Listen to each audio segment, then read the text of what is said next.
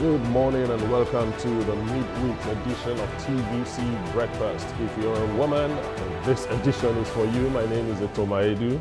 Interesting. We are talking about women today. Good morning and thank you for joining us in the midweek edition of the program. I am Veronica Danikboy. Well, good morning, Nigeria. Top of the morning. Welcome to our show. There's definitely a lot to talk about on the table this morning. And if you're a woman, just like Etoma said, come closer. The name is Ria Abdul, and thanks for choosing us. We and the rest of the team make it a duty to ensure that we bring you the information that you need every morning of the blessed week.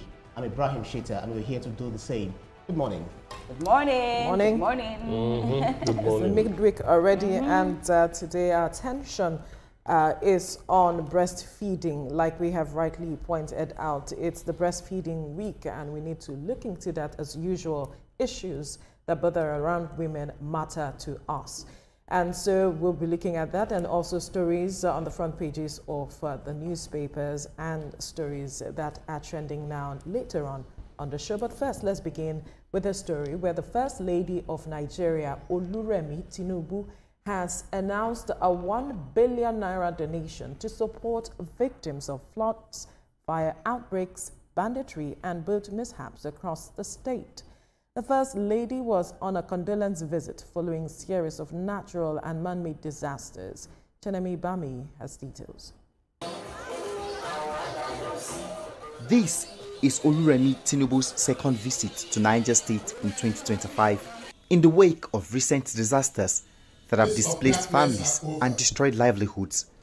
The First Lady says the 1 billion naira relief fund is to help victims rebuild their lives, addressing both housing and personal needs. Indeed challenging times, but I pray that Almighty God comforts the bereaved families, heal the injured, and strengthen all those affected. In support of the rebuilding efforts of the Niger State government, the Governing Council of the Renewed Hope Initiative is donating the sum of 1 billion naira that the government along with relief materials including clothes, shoes, and the bags of 50 kg rice to the state, which is 2,000 bags of rice.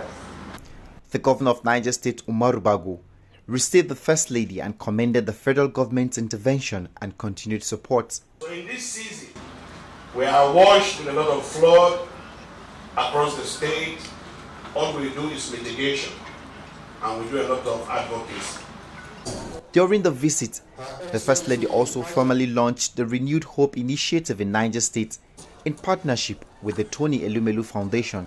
The program will empower 500 women across the 36 states and the Federal Capital Territory through business recapitalization and other forms of economic support. 18,500 women also received 50,000 naira each to support their businesses. And earlier we've already done 1,000 women through this program. So it's an ongoing program where we continue to empower women as much as we have the grants to do so. We have seen firsthand how a little support in the hands of a woman becomes a seed for something greater. School fees paid, school fees are being paid, families fed, homes sustained, and communities uplifted. The visit by the First Lady is expected to bring relief and renewed hope to hundreds of families still recovering from the recent disasters in Niger State. With this grant, it is expected that more women will rise out of poverty and provide support for their families. N1bn, TVC News, Mina.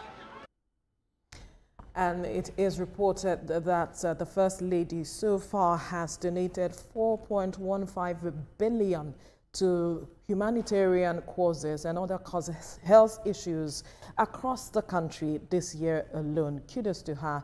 As the mother of the nation, it is been seen that she has been moving around from Kaduna State. We had seen her in Niger State. We saw her in Benue State. That was last week, where she also made donations of about 1 billion naira to the victims of the attacks although there were protests that happened after that donation was done, we are also hoping that this will not happen in Niger State after this donation is done. And we also hope that the process of ensuring the distribution of these monies is as transparent as possible, that it gets to the people that need it, because the lives of these people have been impacted by several disasters, like she rightly pointed out.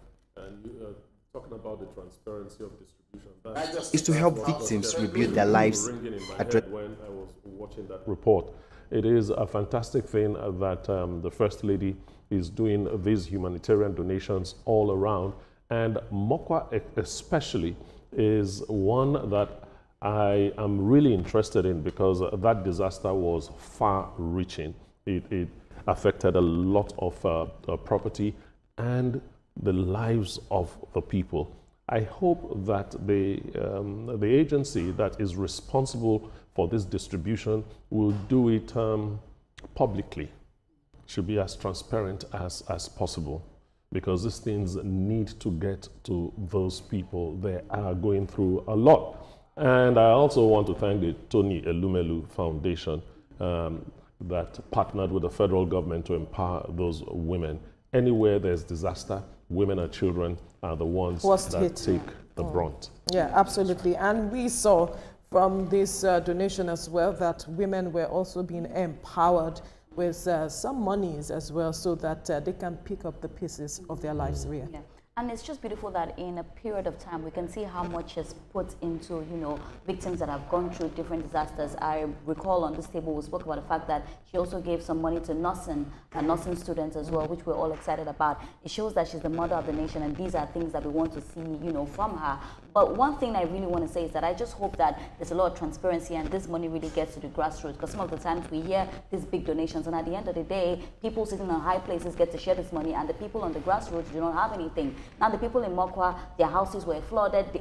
All their properties were gone. These people actually need money to rebuild themselves again. So I'm hoping that there's a transparency, that we get to see that, okay, these people actually get the money. And also to Oluremi Foundation, it's a good one. The lady said something that I really picked. She said, give a woman little money and you'll see how she'll expand it. And Veronica, you know about that. We women, we are very industrious. Absolutely. Just give us small money. At the end of the day, we are turning it to gold. That's what we do. That's what we are known to do. So I don't know why they are reacting like that. But because, you know, Ibrahim, have you said anything? Yeah. No, but action speaks louder than words. Today is our day, so just hold that one in your pocket. And I'll tell you something. Over a period of time, we've seen women do that. So I love the fact that now we're getting to empower them, give them money for businesses. Right. They say, don't just teach me, don't give me fish, teach me how to fish. So when you teach these women how to make money themselves, they now become financially independent. So that was like the highlight for me. But, you know, kudos to the First Lady. She's doing a fantastic job. Yeah. All right, Ibrahim, let's get your perspective on this. So I'm very excited that she has done what she's doing, because the fact that humanity first is something that this administration is putting first, saying that we have a renewed hope agenda, and now our own initiative is renewed hope initiative. So saying that even though there is a disaster, you have faced a lot of downs, now it's time for your ups. So these are the things that I will be giving to you. You guys have spoken well when you said that how these monies are distributed among them. Are they building houses for them? Are they rebuilding their houses? Okay, fine. Some people are being, onboarded for, they have been recapitalized, for their businesses and all of that. But what is the process of sharing this money or disbursing this money?